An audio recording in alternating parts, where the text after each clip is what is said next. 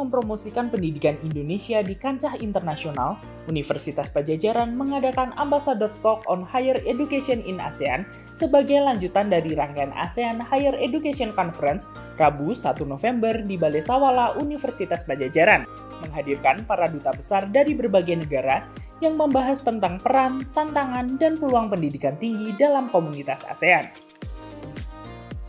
Acara ini dibuka oleh Rektor Universitas Padjadjaran Profesor Dr. Rina Indiastuti SEMSIA dan Wakil Tetap Indonesia untuk ASEAN Muhammad Iskandar Syah dari Aman, dilanjut dengan talk show yang dipandu oleh Ajeng Kamaratih dalam 3 sesi panel.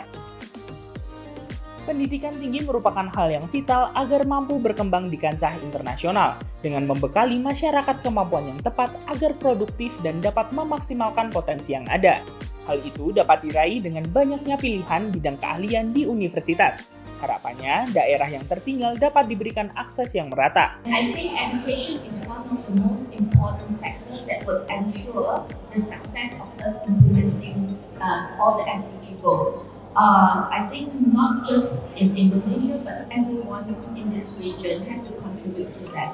So, yeah, I would think by having educated population, you will have a more open mind, more ideas on how to resolve issues that arises, and the population will be more resilient in facing any challenges in the future.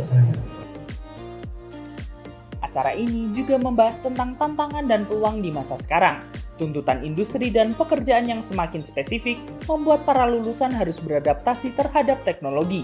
Artificial Intelligence menjadi salah satu jawaban untuk meningkatkan produktivitas dalam dunia yang serba digital.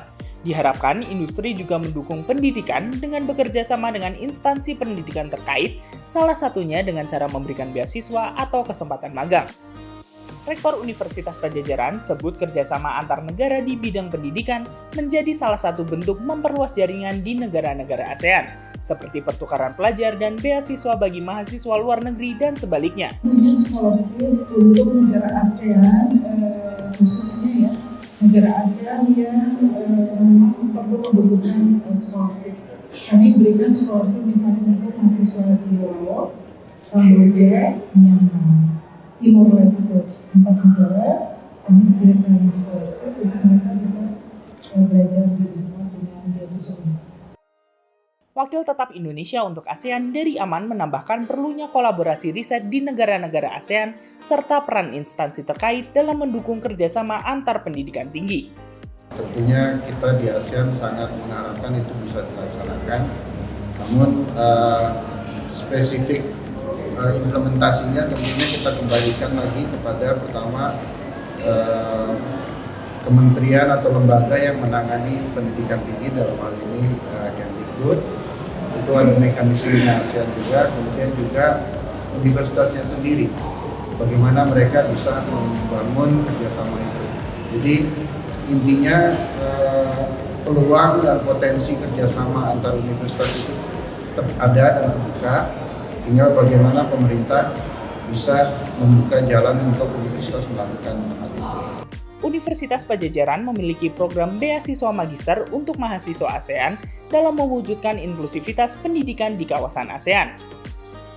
Dari Jatinangor, Sumedang, Anissa Rahayu, Muji Thomas melaporkan.